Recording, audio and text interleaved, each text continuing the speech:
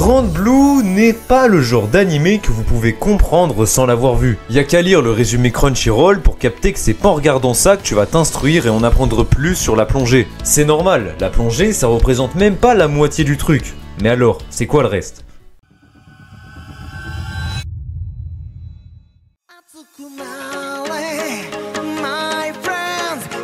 Quand on voit cette scène pour la première fois, les gens trop sérieux pour pas dire coincés, parce que t'as vu ici on respecte tout le monde, vont dire « Oui, y'a que des détraqués pour regarder ça, moi je regarde des vrais trucs comme Monster ou Evangelion, le plus grand animé de tous les temps. » Évidemment, si vous avez vu Grand Blue, vous savez que c'est pas que des hommes tout nus qui se la donnent en buvant de l'alcool à 96% tous les soirs. C'est plus que ça. L'animé nous raconte l'histoire de Iori Kitahara, un étudiant qui va aller habiter chez son oncle pour ses études à l'université. Il arrive donc devant sa nouvelle maison, un grand magasin de plongée très fréquenté par les habitués. Tiens d'ailleurs, il y a du bruit à l'intérieur, allons voir ce que c'est.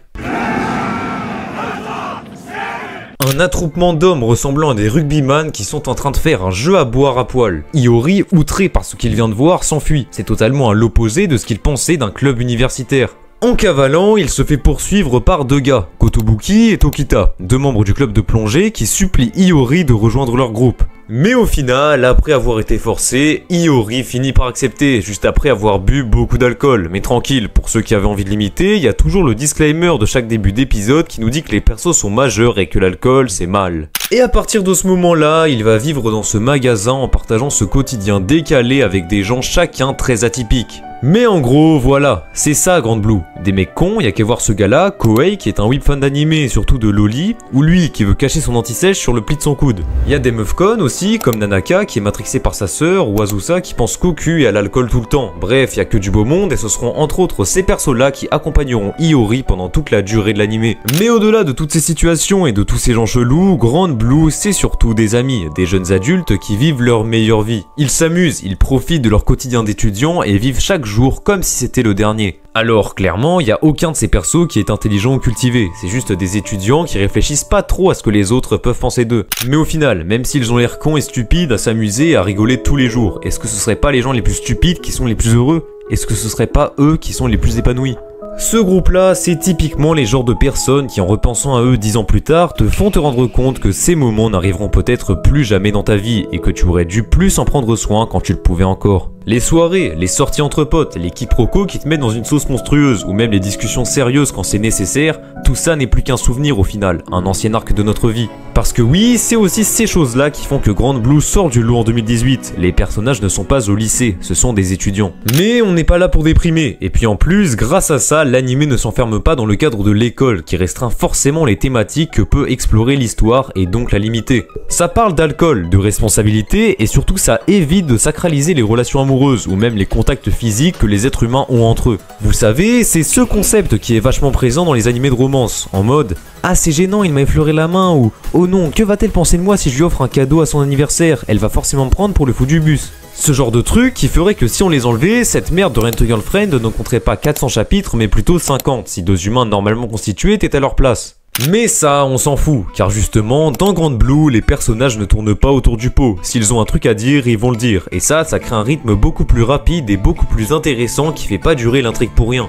Et c'est souvent ça le problème des bonnes comédies. C'est drôle, on rigole bien, mais c'est très vite lassant, voire ennuyant. Parce que, je vous apprends rien, pour qu'une comédie soit drôle, il faut que le contexte le soit aussi. Regardez, vous parlez, je sais pas, du coiffeur avec vos potes et à ce moment-là, l'un d'eux fait une vanne sur votre coupe de cheveux. Vous allez dire que je dis de la D, mais attendez un peu, vous allez comprendre. Évidemment, si la vanne est bien dite et que c'est dans le respect, ce sera drôle dans la plupart des cas. Mais si on supprimait le contexte du coiffeur et que vous parliez par exemple des cours à la place, ce serait forcément moins drôle, c'est normal. Ce que je veux vous faire comprendre, c'est que le contexte est primordial pour faire une bonne blague. Et dans Grand Blue, Kohei et Azusa, qui sont pour moi les deux persos les plus drôles de la série, arrivent à sublimer cette variable du contexte dans leurs répliques pour créer des situations encore plus mémorables. Mais il ne faut pas que ça pour faire passer une comédie au step suivant. Pour qu'une blague marche, il faut aussi ajouter le paramètre du niveau d'intimité avec votre interlocuteur. Pour en revenir à l'exemple du coiffeur, si c'était un parfait inconnu qui vous avait fait la vanne sur votre coupe de cheveux, ça aurait été aussi beaucoup moins marrant.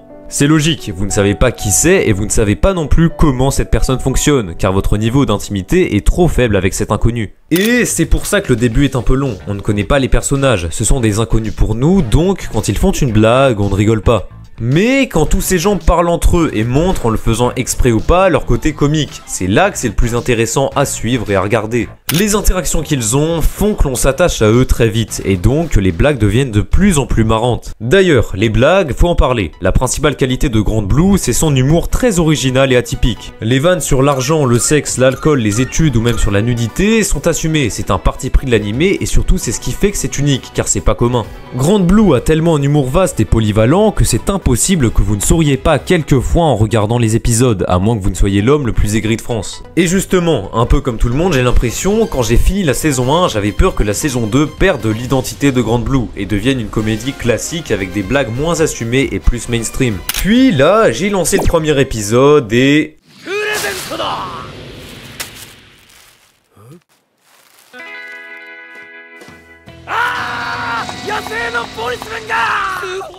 C'est exactement pareil, y a rien qui a changé, et carrément ils ont ajouté de nouveaux persos, comme Shiori, la sœur de Hiyori qui fait semblant d'aimer son frère, ou lui, un lycéen qui adore la plongée et d'autres choses, mais je vais évidemment pas tout vous dire. Et tout ça, c'est ce qui crée des situations encore plus drôles que celles qu'il y avait dans la saison 1, et donc on passe un meilleur moment devant la série.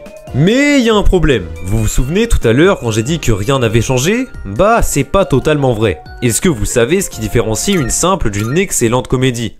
Moi, je peux vous le dire en vous présentant ce personnage, Sakurako Busujima, une nouvelle meuf de la saison 2 qui étudie dans une université pour filles. Dans son introduction, elle est présentée comme une fille détestable, très superficielle, qui aime se foutre de la gueule de ceux et de celles qui sont différents physiquement et psychologiquement des autres. Quand on la revoit plus tard au lieu de travail de Hiyori, elle est toujours la même et cherche cette fois-ci à se venger de lui car elle a été humiliée. Ça va bien sûr créer plein de situations gauleries entre deux, mais le plus important n'est pas là. Si elle fait ce travail, c'est parce qu'elle est amoureuse d'un employé du restaurant. Comme c'est quelqu'un de superficiel, Sakurako ne s'intéresse qu'au physique de ceux qu'elle cherche à séduire, et chez ce gars-là, ce qui l'intéresse le plus, c'est son visage. Elle sait que son physique plaît aux hommes, et elle pense donc, dans sa logique, qu'il acceptera, puisqu'il n'a aucune raison de refuser. Elle se dit « je suis belle, c'est tout ce qui compte de toute façon ». Mais malheureusement, sans trop spoiler, elle va se prendre un vilain râteau, et quand elle l'annonce en déprimant à ses copines...